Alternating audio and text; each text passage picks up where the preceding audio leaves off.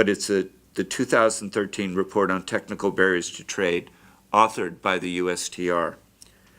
And basically what this report does, and it's quite lengthy, it talks about the kind of the myriad of ways that foreign trade barriers exist in the form of product standards, technical regulations and testing, certification and other procedures. And these factors are commonly referred to as standards-based trade measures, which in the USTR parlance is referred to as technical barriers to trade. And what this report seeks to do is to identify what they believe that the current technical barriers to trade are. It's a very comprehensive paper that I simply could not adequately summarize in this short format. But and they also, and aside from trying to identify what the technical barriers to trade are, according to the different countries that the U.S. interacts with, they're also discussing their possible solutions to dealing with those. It's like, it doesn't sound like English, okay? It's really hard to understand this. But why this is so important is if the U.S. government calls something a technical barrier to trade, which actually might be something like a Maine standard about seafood safety, something like that, or a provision about how it could be a safety provision about a product or anything like that. That could be considered a, quote, technical barrier to trade.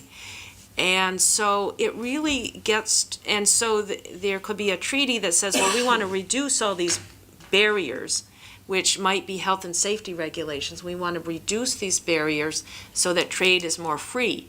But the end result may be to end up overturning duly enacted public health and safety regulations. So it is something we might want to get more briefing on later from some of the trade experts if we can convince them to talk to us and also talk to us in English, which sometimes is an issue, just to see how that overlaps with things that Maine has an interest in. And I'll also post the PDF version of this entire document on the website, so anyone can read that, the entire document. Okay. The final article was live from the Trans-Pacific Partnership. IP chapter shows no sign of resolution. End of negotiation in 2013, highly unlikely. This is saying precisely what I think Senator Treat just tried to describe several minutes ago, is that the negotiations are largely stalled on several significant issues for the TPPA. It's not likely.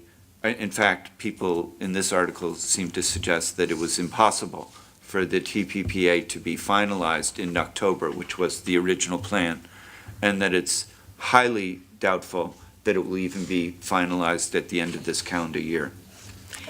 And if I might just do some translation on this article, if you look at this article, the last one we have has a little picture of Sean Flynn on it, who actually has appeared before the commission, but via telephone, so you don't know what he looks like. But he talks about how the text is almost completely bracketed, and I just wanted to give you some information about what that means.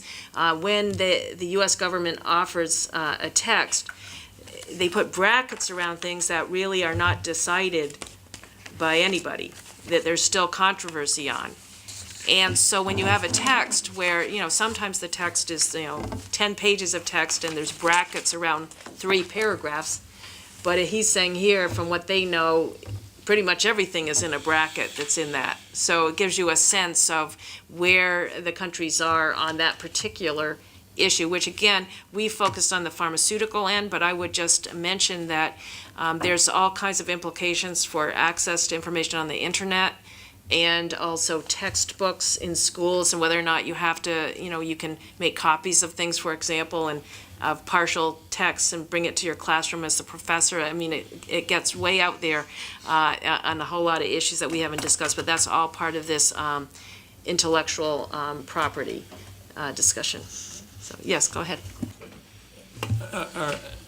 Just very quickly, on the SPS, the sanitary and phytosanitary disputes in Trans-Pacific, those things affect Aroostook County. Yeah. and because they sell seed into Canada, both Quebec and New Brunswick. In some cases in the past, I don't know if they're still doing it or not, they were shipping seed into South America.